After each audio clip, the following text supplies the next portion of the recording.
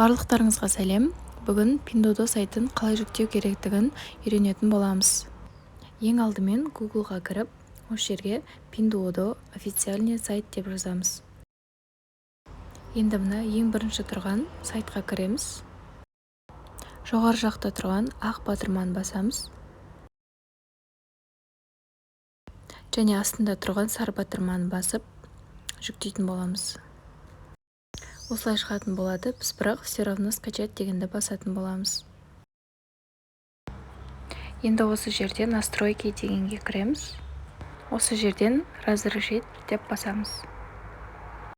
Және бұл жерде қорқудың қажеті жоқ. Астындағы я осознаю деген батырманы басып, окей дегенді басамыз.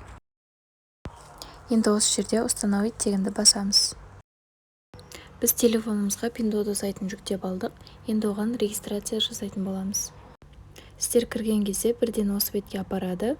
Енді астындағы көк жазуды басып, мына жерден Е деген тауып аламыз. Е деген әріпті Е +7 деп басталады.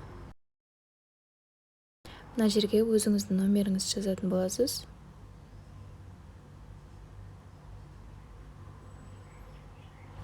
Телефоныңызға код келеді. Сол кодты осы жерге жазып 572-544. Осылай Pinduoduo сайтына тіркелетін боласыз.